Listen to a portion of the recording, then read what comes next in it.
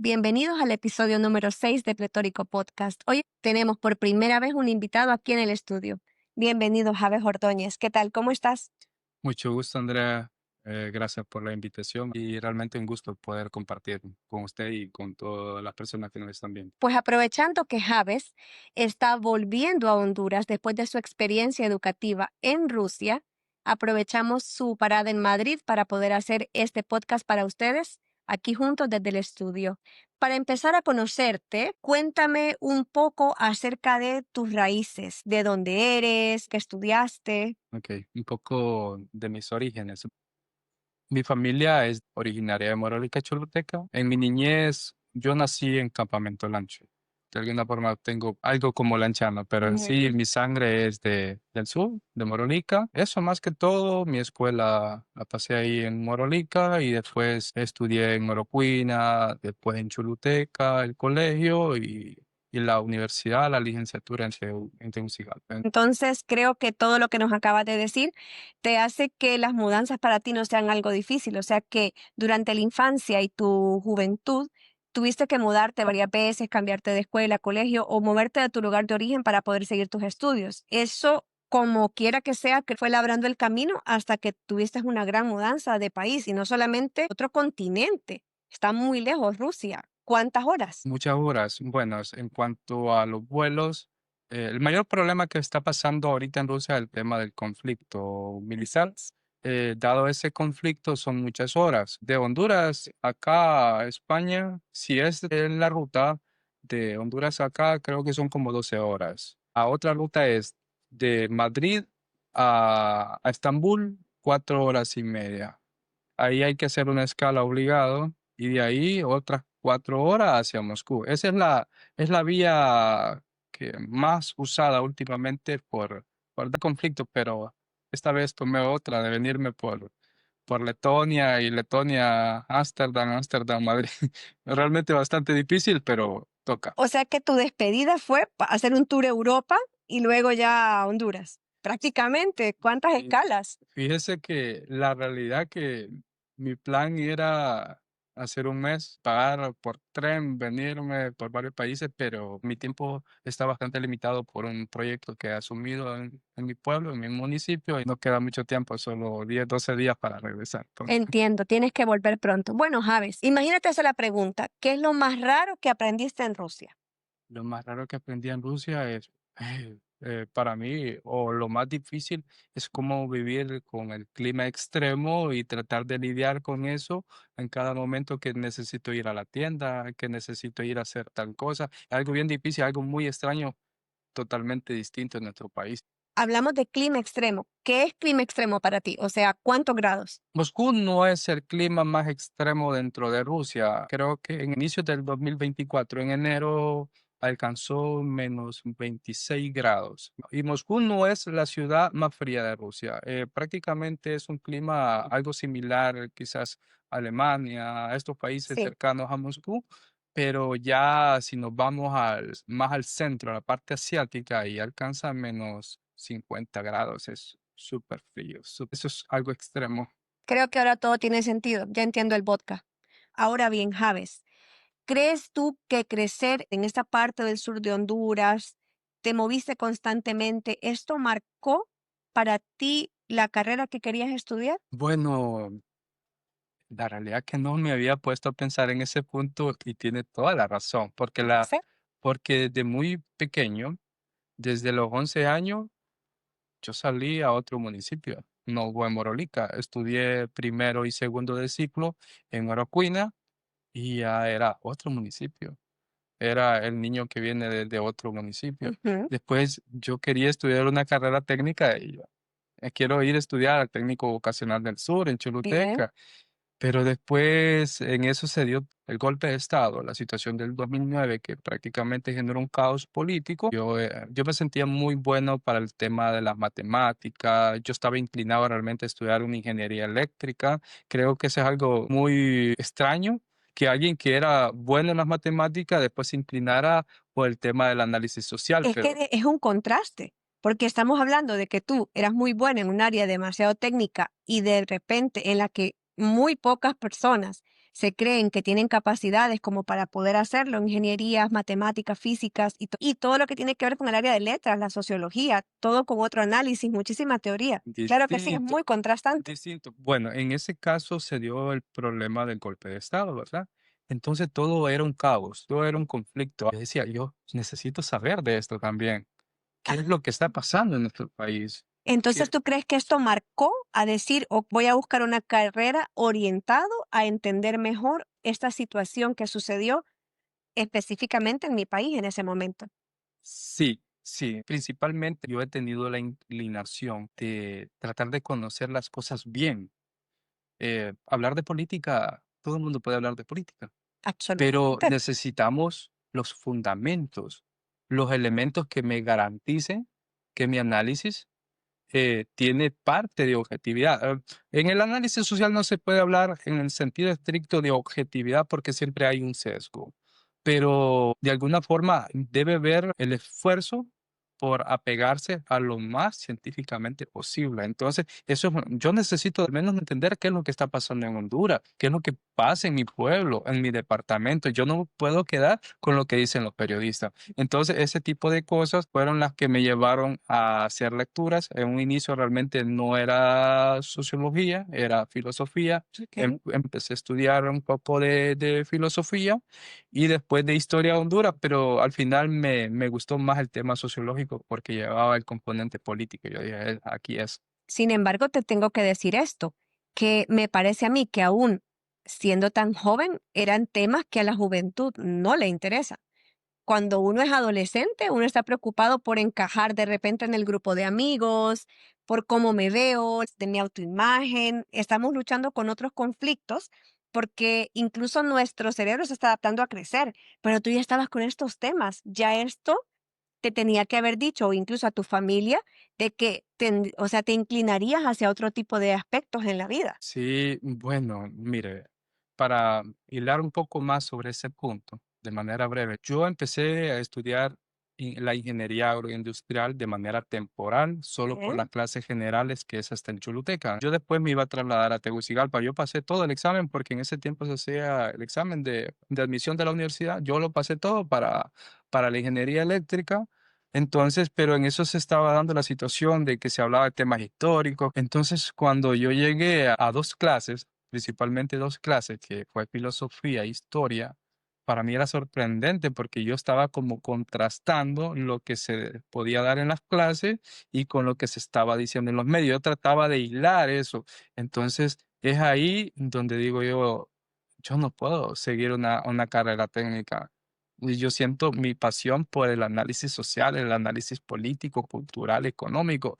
Entonces, no puedo seguir en Choluteca. Y aparte de eso, los compañeros de esas clases me decían, Javes, lo siento mucho, pero no puedes seguir en esta carrera. Ellos mismos me impulsaron que tenía que moverme a estudiar una carrera social porque era mi fuerte y realmente sí era muy bueno. Seguramente, pero como tenemos muchísimos mitos cuando venimos de países en vías de desarrollo, ¿cómo fue recibida esta noticia en el seno de tu familia? Porque explicarle a la mamá que tú vas a sacar una carrera técnica que de repente te va a asegurar un empleo mientras quieres seguir avanzando en los estudios es una cosa, pero decirle, mamá, voy a ser sociólogo, yo te estoy hablando incluso hace 20 años, uno decía que era psicólogo, que era sociólogo, ¿qué decían?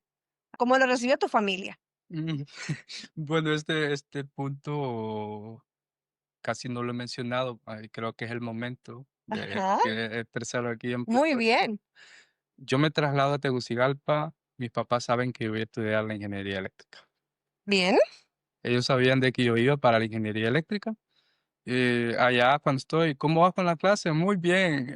Y empezaba a decir que estaba estudiando álgebra y cosas así. Pero bueno, mi papá no es que conocen sobre estos temas, pero yo les decía, voy bien en las clases. Pasó un periodo corto y un periodo largo. Yo les dije, yo no estoy estudiando en ingeniería eléctrica. Yo estoy estudiando una carrera que se llama sociología. ¿Pero qué es eso? Sociología es una ciencia que estudia la sociedad, las problemáticas sociales. Yo quiero eso, pero eso es una carrera para morirse de hambre.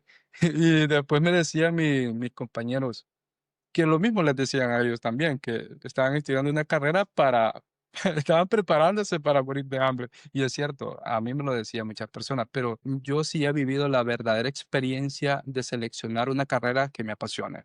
Independientemente a lo que dijeran, yo quería sociología. Y en estos momentos, que ya llevo 10 años estudiando sociología, si me tocara hacer la elección de escoger una nueva carrera, vuelvo a escoger sociología. Eso es un punto maravilloso porque cuando estamos en esa etapa, incluso sé de cerca que muchos jóvenes tienen, desde que tienen 17, 18 años, tienen la inquietud.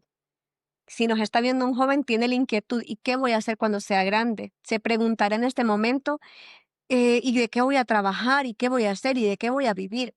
Cualquier cosa que vayas a hacer, no importa si puedes tomarte un año o dos, retrasarlo, tiene que ser lo que verdaderamente te apasione en la vida. Como lo dijo Javes, que si vuelves a estudiar esta carrera, tú volverías a escogerla, porque vas a pasar el 80% del tiempo en el trabajo o en factores o en cosas relacionadas a eso. No podemos dar el lujo de estudiar algo que no nos gusta. Es difícil, es difícil. Yo no sé cómo me hubiese visto después estudiar una carrera donde después me sintiera forzado.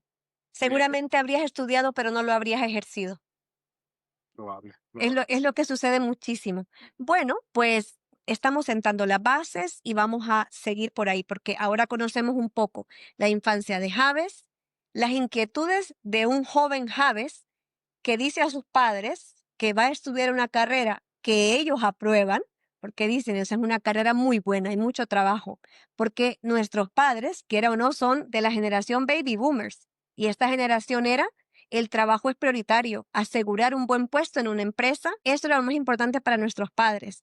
Nosotros, bueno, yo, Javes es un poco más joven, pero somos millennials, entonces ya estamos priorizando otras cosas. Una vez sentado esto, em, el día de hoy estás aquí porque estabas estudiando en un país remoto, estás sacando una maestría en Rusia. Tu primer gran choque cultural al llegar a Rusia, Javes, ¿cuál fue? choque cultural, creo que más que todo la barrera del idioma, porque yo fui a nivel cero. Rusia, los becados pueden llegar a nivel cero de ruso. ¿Así? Entonces, era tan difícil que yo no podía ir a una tienda y si me decía, necesita el recibo o la factura, yo no entendía ni eso. Para mí era muy difícil. Cosas tan básicas, tan elementales, para mí era muy difícil porque eso nunca lo había pensado de que me iba a encontrar con barreras que para mí eran insignificantes, pero que para vivir en Rusia era algo muy difícil. Llegué un tiempo donde ya empezaba el frío y bueno, esto puede ser una posición bastante subjetiva, pero se maneja que el ruso en tiempos de invierno es un poco más tenso. En tiempos de verano ellos son mucho más tranquilos, en invierno andan como Irritables. estresados y Sí. pues a mí me tocó intentar eso ya en invierno, pero la realidad que yo decía, vengo por un objetivo. No importa lo difícil, yo tengo que luchar. Paso a paso voy a ir aprendiendo y va a llegar un día que voy a culminar. Pues solo tengo un día para regresar a Honduras y he culminado esto. Muy bien, te felicito. Ahora bien, el hecho de que llegaste y hubo una inmersión total en el idioma, ¿crees que te ayudó? ¿Al cuánto tiempo tú sientes que ya sentías que manejabas el idioma? Mi beca consistía en un año de idioma y 2 de maestría. Perfecto. Entonces, en los primeros 4 meses es muy difícil. De ahí ya empieza a captar ciertas ideas, a entender qué es lo que podía decir, lo que está diciendo aquella persona. Quizás que uno lo asimila como con un gesto de un vaso que dice, está acá. Eso sí. El lenguaje universal, el Ujú. de las señas Sí, el de la prácticamente. seña, sí. Pero hay otros alumnos que llegan ahí como tú, estudiantes y que de repente hacen un núcleo. ¿Habían más estudiantes latinoamericanos o de otro país con el que te sentías identificado? En el año que yo llegué, en el 2022 ya había una chica venezolana Muy que estaba bien. estudiando a nivel de licenciatura. Allá se le llama bacalaureado, que es bachiller. Es la licenciatura de Honduras. Yo llegué junto a un peruano también. Entonces, la diferencia es que el peruano ya llevaba 3 años aprendiendo el ruso. Había sacado unos cursos de aprendizaje del idioma ruso en Perú. No, yo llegué a nivel cero. Entiendo, De once. claro que eso fue un gran impacto. Ujú. Ahora bien, Javes, si comparas la sociedad hondureña y la sociedad rusa, ¿Qué diferencia te impactó más? Que le hacen creer a uno, que estas son sociedades muy disciplinadas y todo ese tipo de cosas. Fíjense que yo lo puedo decir claramente que cuando me dicen a mí, es que la gente de Honduras, de Latinoamérica, es la gente más haragana, más perezosa, pero cuando yo llegué a Rusia, yo vi una realidad casi similar también. Yo encontraba que habían personas muy disciplinadas, muy buenas, y habían personas muy haraganas. Es una realidad que es repetitiva en nuestro contexto. Lo que pasa es que Entonces, nos gusta hacer un todo y, ujú, y las cosas son muy individuales. Nosotros no podemos globalizar las cosas. así es. Incluso yo veía compañeros mucho más haraganes que en Honduras no veía ese tipo de cosas. Pero creo que la diferencia que lo proyecta, que lo define al ciudadano ruso hondureño, es que ellos viven un proyecto de país, un nacionalismo. Creo que nosotros nos preguntan por Honduras, nosotros lo primero que resaltamos, los niveles de corrupción, que si salgo a la calle me van a asaltar, que si me da la oportunidad me voy para otro país, no importa lo que vaya a ganar allá, pero no quiero estar en Honduras. No, el ruso dice, hemos sido un gran país históricamente con el Imperio Ruso". Incluso los jóvenes. Los jóvenes, sí, los jóvenes, aunque últimamente está bien fuerte el tema del impacto de las redes sociales, aunque ellos tienen su reserva en cómo lo están viendo aquí en Europa, qué tal, cómo nos verían allá en España, en Francia, con el tema del conflicto. Pero más que todo quería resaltar que yo percibí ese sentimiento nacionalista, Ujú. porque en Honduras sí se da la oportunidad. Estoy becado en Honduras y todo, pero si en México me paga mejor, yo le voy a servir a México. Y yo siento que los rusos, de alguna forma, el mismo país proporciona las oportunidades laborales para Desarrollarse. explotar su... Entiendo. Bueno, pues eso contesta la siguiente pregunta, que es los prejuicios que se rompieron en tu mente estando allá. Ahora bien, ¿qué dirías? A mí me gustaría ver esto allá en Honduras, eh, aparte del nacionalismo. en cuanto a la administración, Ajá. ok, bueno, hay cosas muy importantes. Por ejemplo, el tema de la seguridad, si lo hablamos, eso es impresionante. La seguridad de Rusia es impresionante. O sea, no te asaltan en la calle, puedes estar con tu teléfono sin ningún problema, joyas, Nada, altas horas de la noche salir, si cero, el frío lo al permite. menos Moscú, que es la capital que fue donde estuve casi los 3 años, muy, muy segura porque yo creo que una es que hay bastantes cámaras, que en una cuadra creo que hay 6, 7 cámaras, entonces hay una red ¿Por de qué cámaras. tanto? Sí, no sé, pero yo miraba cámaras por todos lados y dicen que Ok, todo eso es una red de cámaras. muy Entonces, bien. pero aquí le voy a dar un ejemplo. Yo tenía mi tarjeta de transporte ilimitado, pagaba un precio como estudiante bastante simbólico, pero tengo la característica que a mí me gusta caminar. Entonces, recuerdo que en ocasiones yo me iba para la universidad o salía a la universidad tipo 9, 10 de la noche, incluso a las 11, porque ya es normal andar hasta las 12, 1, es normal, es como andar Es como como aquí. en el día en Honduras. Entonces, yo recuerdo que pasaba por ciertos puntos de estaciones de bus y habían muchachas y chicas muy jóvenes, incluso de 16, 17 hasta de 30 con su teléfono. Yo pasaba, incluso podía ir con alguien acompañado y como si no, con el teléfono, incluso se percibía de que no tenía, que me van a quitar el teléfono, cosas así. Ese tipo de cosas realmente es impresionante Bien, y realmente cuando uno contrasta con la realidad hondureña, digo, lo queremos en Honduras, lo queremos. definitivamente. Y es cierto que hay más mujeres que varones, porque ese es un mito que circula en las redes. No es mito, es realidad. ¿Es realidad? Es realidad, es realidad. Hay más mujeres que hombres. En cualquier espacio que usted vaya, incluso en mi universidad, podía decir que los estudiantes casi eran un 70-30. Un 70-30, o sea, tan Sí, marcada la diferencia. sí, es que se veía fuertemente el tema de la mujer muy fuerte. Y uno va a un restaurante, mujeres. Fíjese que incluso alguien, un amigo Sí. me manda un video y me dice, Jaime, es realidad esto, me dice, donde había alguien, creo que era un cubano, que había grabado, que en el restaurante solo él estaba con un amigo y habían como unas 60, 70 personas que todas eran chicas. Ok. Y le digo, justamente ahorita estoy en un restaurante con mi amigo comparamos el video y solo estaba yo y mi amigo y todo el restaurante estaba lleno solo de mujeres.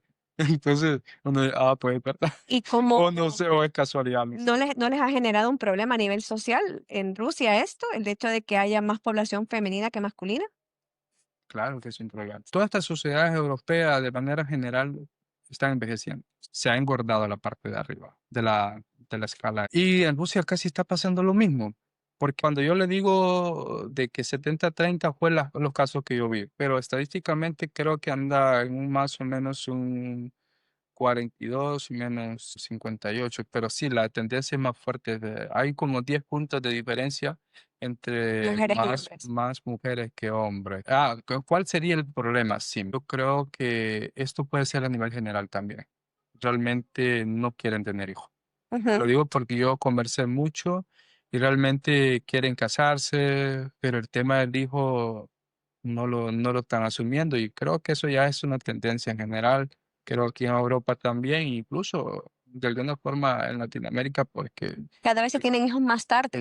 es difícil la situación porque es una gran responsabilidad el hecho de tener Gran- un hijo. Creo que hasta tú le fallas a tu generación. Sí, Claro, sí, ya llevo más de la edad que normalmente en mi país se casan. absolutamente. Sí, Que se casan, no, que ya estás casi listo para ser abuelo. para bueno, sí, Claro, de si acuerdo. hablamos de las generaciones de nuestros abuelos o esto, cada día vamos por ejemplo, mi abuela tuvo 6 hijos, mi madre 3 y yo menos y mis hijos quizá menos. Cada día, incluso ya no estamos hablando de gente de Europa, estamos hablando de gente de Latinoamérica que tiene hijos cada vez en una mayor edad. Bueno, también es que el tiempo se ha endurecido. Ahora, para que tú puedas conseguir tu primer empleo, terminar los estudios, a que tienes una estabilidad económica, de que tienes por lo menos una casa y algo para ofrecer a un hijo, pasa mucho tiempo. O no sé si es que antes de repente pensaban primero en eso y luego veían la casa, el trabajo y todo lo demás. No sé si es que éramos un poco menos conscientes o si ahora somos demasiado conscientes.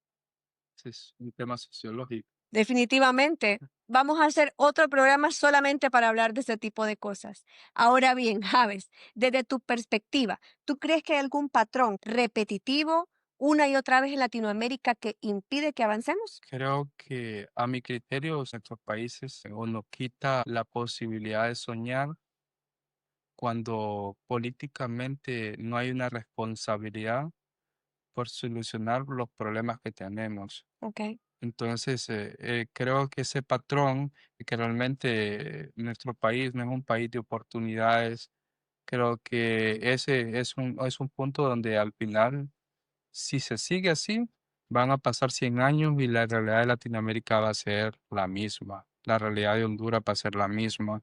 Entonces, debe haber un compromiso o en la administración por crear condiciones laborales, condiciones de seguridad, condiciones de la vivienda, condiciones de salud, educación, todo ese tipo de cosas realmente de alguna forma se manejan más a discurso que una realidad práctica. Pero nosotros si nos preparamos, creo que si alcanzo un doctorado, quizás en Honduras no voy a ser contratado, necesito Definitivamente. moverme a otro país. Entonces, ese tipo de cosas de alguna forma al final no lo impulsan de manera completa, o al menos uno no se siente con todas las oportunidades en nuestro país. Y creo que de esta idea es una de las cosas que nace el podcast, porque todos mis invitados anteriores, así como tú, han sido personas que han alcanzado maestrías y niveles de doctorado, los que ya no tenemos en el país.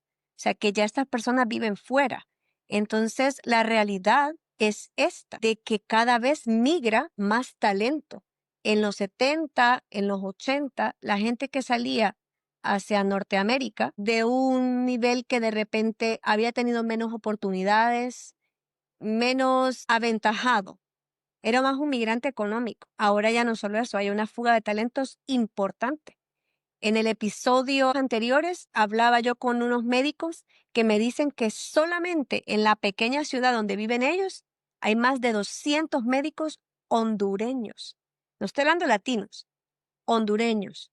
Y en toda Alemania estamos hablando de ya cientos de médicos hondureños ejerciendo solo en Alemania. Yo veo que en España también hay médicos hondureños ejerciendo y latinoamericanos, odontólogos, personas con ingenierías viviendo y ejerciendo aquí, que prefirieron homologar sus títulos. Ahora bien, Javes, estamos hablando de esto. ¿Tú piensas que la transformación social de Honduras va a venir por el punto de la migración en algún momento? ¿Nos puede pasar factura esto?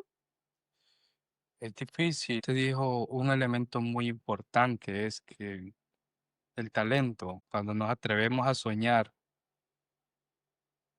después pensamos de que nuestros sueños no pueden ser realizados en nuestro país. Yo siento que un país para que tenga una visión, un futuro, es que todos sus hijos exploten ese potencial.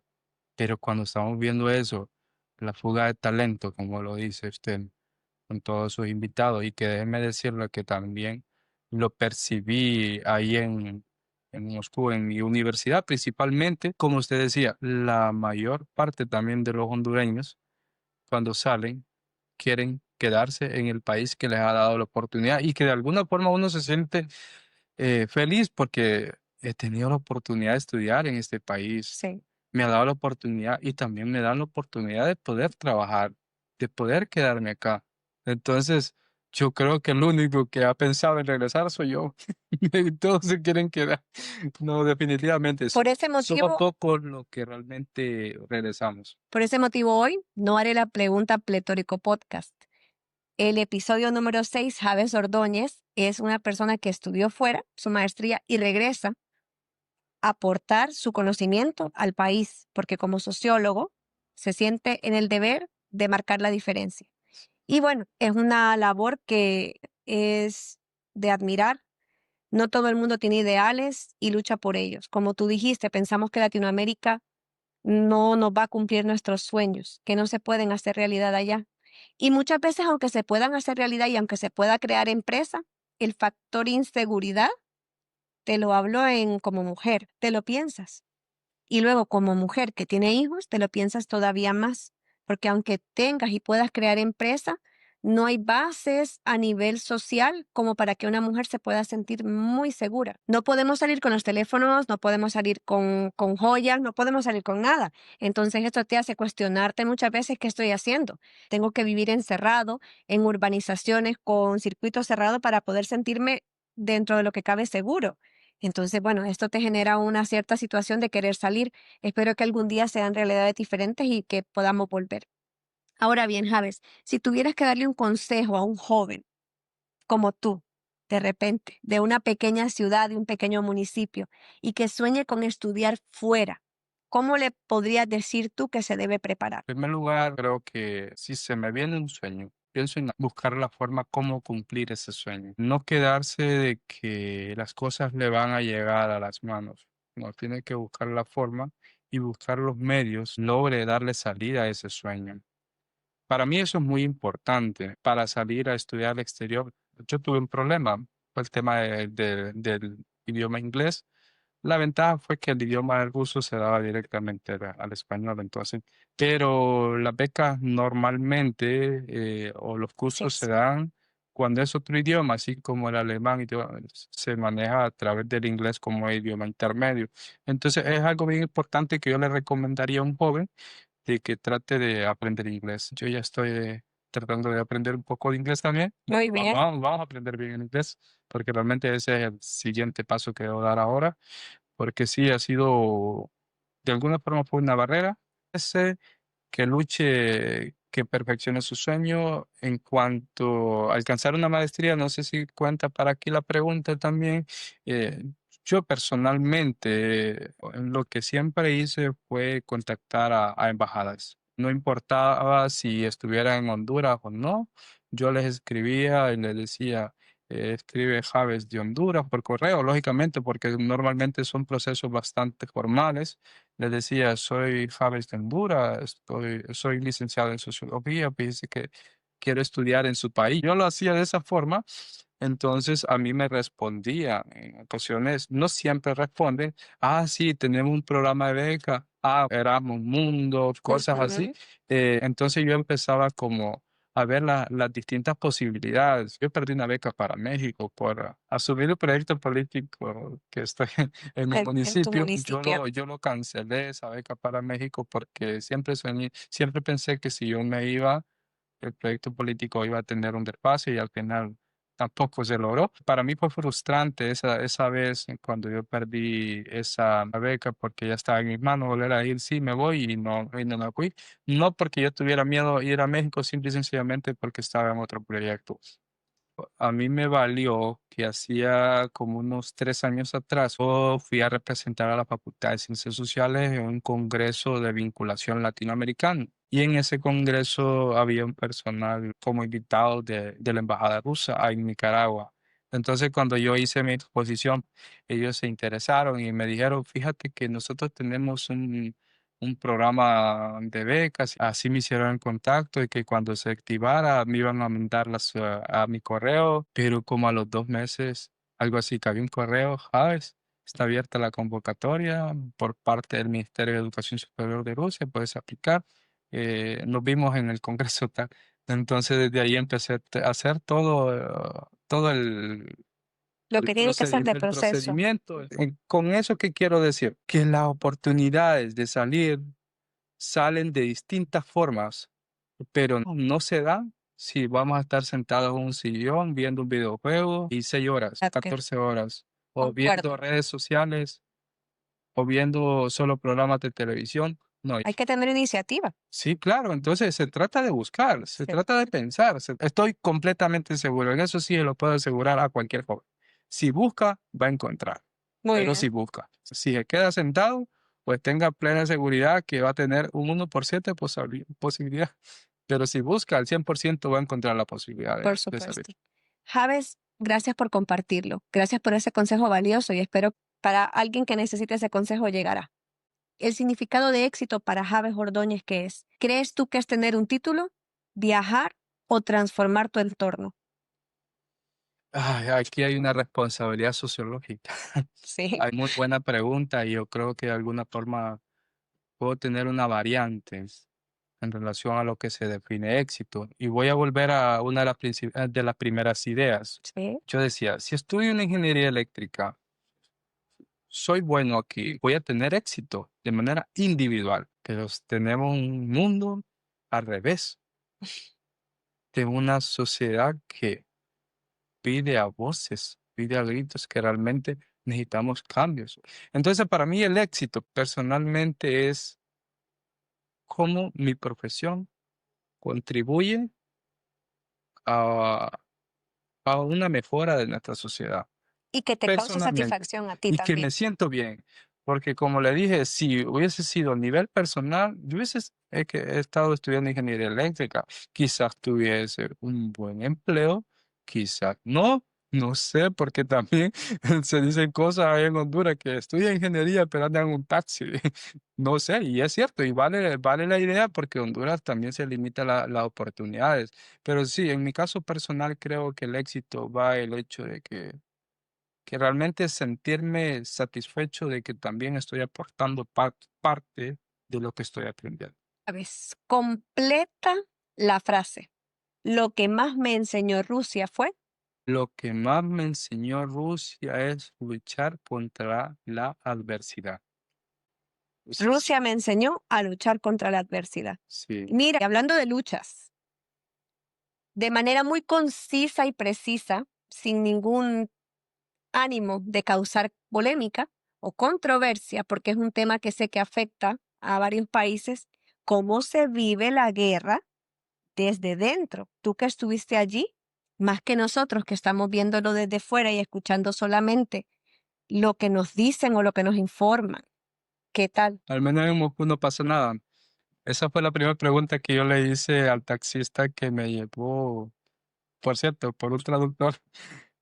Cuando llegué al aeropuerto, yo le pregunté, ¿y el tema de la guerra? No, me dice, la guerra está lejos, me dice, Ochindaleco, muy lejos, nosotros aquí no pasa nada. Pues yo dije, este muchacho está diciendo otra cosa y la realidad puede ser otra. La realidad es que de Rusia no pasa nada. ¿no? No hay tensión, no hay nada. No se ve destrucción, Más no se ve bien, yo creo ataques, no que hay ellos están miedo, no hay zozobra, no hay nada. nada, nada, Escasez de alimentos. yo veo los productos aquí el doble de caro que en Rusia.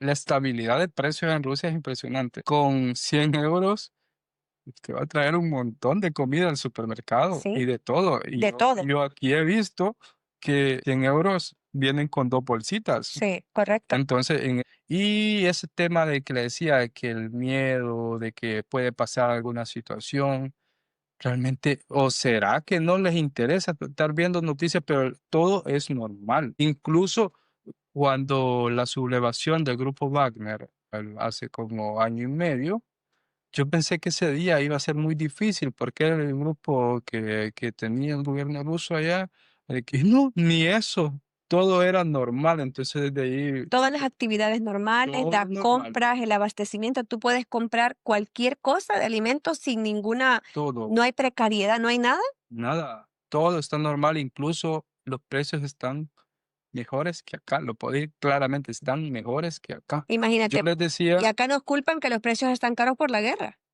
pero es que ese es el detalle, Rusia produce Ok, casi todo. Entonces, y también tiene relaciones comerciales con otros países ahí, de que realmente el producto que no lo producen entra de manera tranquila. entra Prácticamente la barrera solo está con Europa y bien. Estados Unidos, pero Rusia con los demás sigue comerciando de manera normal. Y en cuanto al modo de vida, la canasta básica y eso, hay un buen balance entre una vida familiar, la vida de trabajo y que lo que ganas te ajuste para vivir bien. En ese caso, yo no tengo como la experiencia directa porque no trabajé, pero según lo que escuchaba de ellos, sí realmente se trabaja fuerte. Se trabaja a las 8, 9, incluso a los extranjeros le meten 10, 12 horas, creo, al extranjero, Ok, al extranjero. Pero al ruso trabajan 8 horas, pero sí trabajan fuerte, trabajan fuerte. Sí, la canasta básica es barata, mucho más barata que Honduras. Lo digo porque yo iba al supermercado y también he estado en supermercado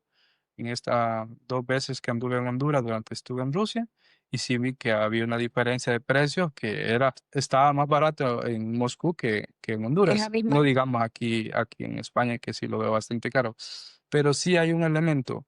El salario mínimo de Rusia no es tan alto. ¿Cuánto es el salario mínimo en Rusia? Hablamos en euros, en Eh, dólares, si quieres. no manejo bien oficial la cifra, pero sí escuchaba a muchas personas que ganaban entre 60.000 a 80.000. Ese es el trabajo estándar, Ujú, normal, de que sería aproximadamente entre 600 a 700 euros. euros. Entonces, yo veo que aquí se gana 1.200 más o menos. Me parece que el salario mínimo, o sea, el básico, como lo vamos a empezar a decir, está en 1.389 aproximadamente.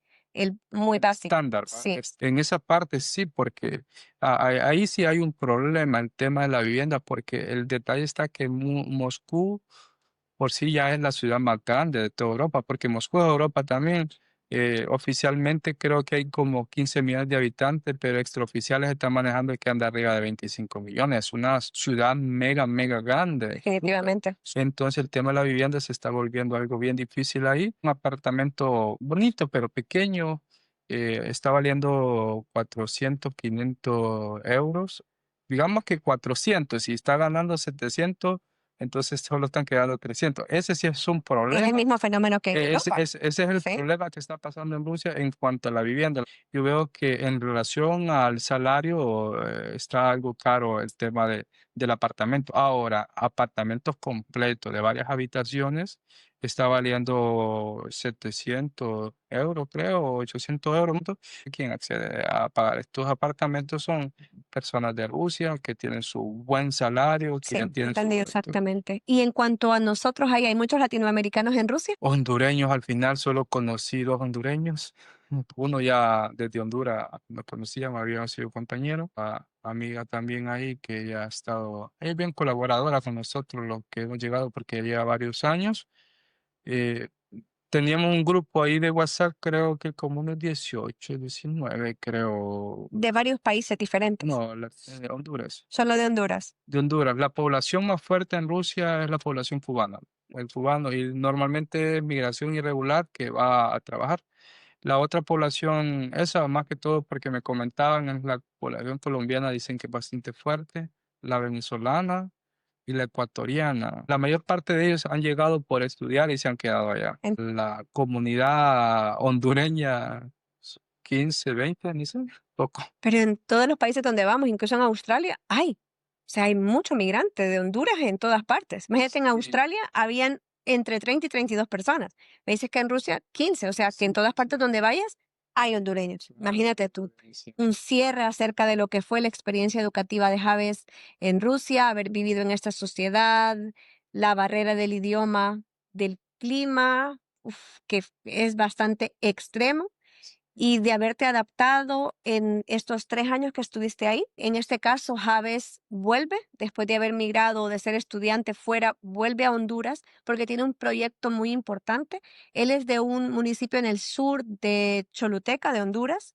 Ahora mismo, Javes es candidato a la alcaldía de un pueblo que se llama Morolica, en Choluteca. Este año yo tuve el placer de haber estado ahí un par de días.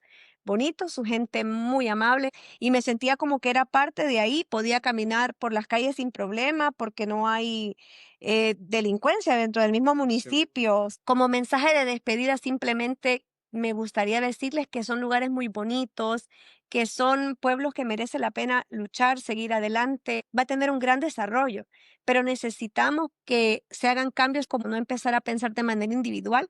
Yo ya sé que todos pensamos de yo no voy a hacer la diferencia solo, pero si seguimos en esta línea de pensamiento no se va a lograr ningún cambio, pero ni siquiera en el entorno de nosotros mismos. Entonces, a quien tenga que escuchar el mensaje, sin importar partido político, espero que las bases sean sentadas muy pronto, ahora que él llegue a su municipio, para que puedan lograr el fin juntos, dejando nuestros propios intereses, nuestros egos y todas las cosas que nosotros queremos para nosotros. Piensen en ese pueblo, que como persona de fuera me pareció muy bonito, gente muy querida que se merece lo mejor.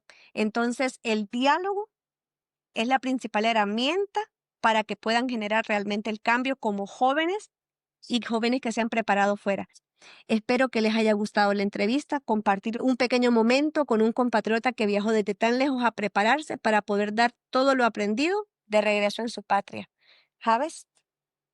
Muchas gracias, Andrea. Realmente para mí también es un placer haber compartido esto. Y gracias por las últimas palabras. Creo que la gente de mi pueblo y de mi municipio lo sabe. El Jave es humilde. Yo me defino como una persona humilde, sencilla, luchadora. Ahora también lo va a hacer por ese mismo. Muy bien, Javes. Te apoyamos desde aquí, y un saludo muy cordial a todos los morolicas y a todas las personas de la parte sur de Honduras. Hasta la próxima. Adiós.